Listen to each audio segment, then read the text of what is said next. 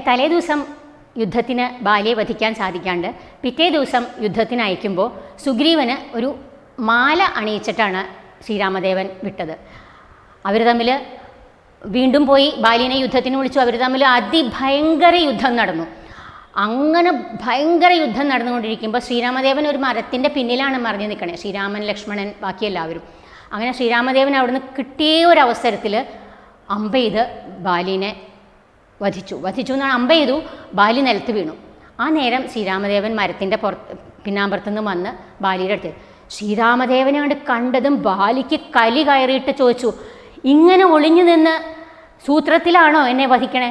ഞാൻ വേണമെങ്കിൽ അങ്ങയുടെ മുമ്പിൽ നിന്ന് തന്നിരുന്നില്ലേ, എന്തിനാ ഇങ്ങനെ വധിക്കണേന്ന് ചോദിച്ചപ്പോൾ ശ്രീരാമദേവൻ പറഞ്ഞു, നീ മഹാ അധർമ്മിഷ്ഠനാണ്. തൻ്റെ പുത്രി, മാതാവ്, സഹോദരപത്നി ഇവരെല്ലാം നമ്മൾ ഒരു ലാക്കോടുകൂടി നോക്കാൻ പാടില്ല. നീ എന്താ ചെയ്തത്? സഹോദരപത്നിയെ തൻ്റെ ഭാര്യയാക്കി വെക്കുകയല്ലേ ചെയ്തത്. അപ്പം നീ വളരെ അധർമ്മിഷ്ഠനാണ്. നിൻ്റെ പാപം ഇല്ലാതാക്കാൻ വേണ്ടി, നിനക്ക് മുക്തി തരാൻ വേണ്ടിയിട്ടാണ് ഞാൻ നിന്നെ വധിച്ചത്. ഭഗവാൻ നാരായണൻ്റെ തന്നെ അവതാരമാണെന്ന് ബാലിക്കപ്പോൾ ഉള്ളിൽ ആ ഒരു ബോധം വന്നു. വേഗം തൊഴുത് ശ്രീരാമദേവനെ നമസ്കരിച്ച് ആ ശ്രീരാമദേവൻ്റെ മുമ്പിൽ തന്നെ അദ്ദേഹം ജീവത്യാഗമായി. ഇതറിഞ്ഞിട്ട് താര ഓടി ഇങ്ങോട്ട് വന്നു. ഭർത്താവായിരുന്നല്ലോ കുറേ കാലം.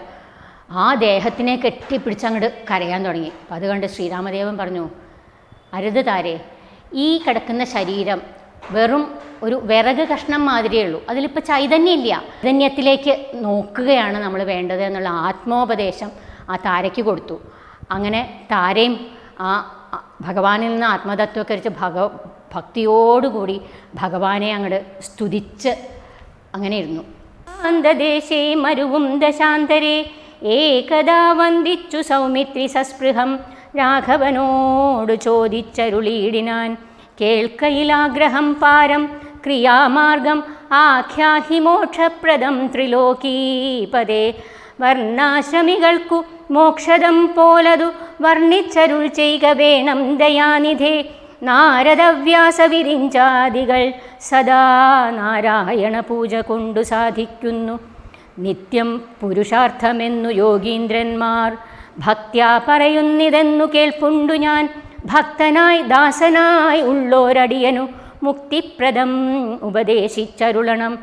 ലോകൈകനാഥ ഭവാൻ അരുൾ ചെയ്കിലോ ആകയുമുണ്ടല്ലോ.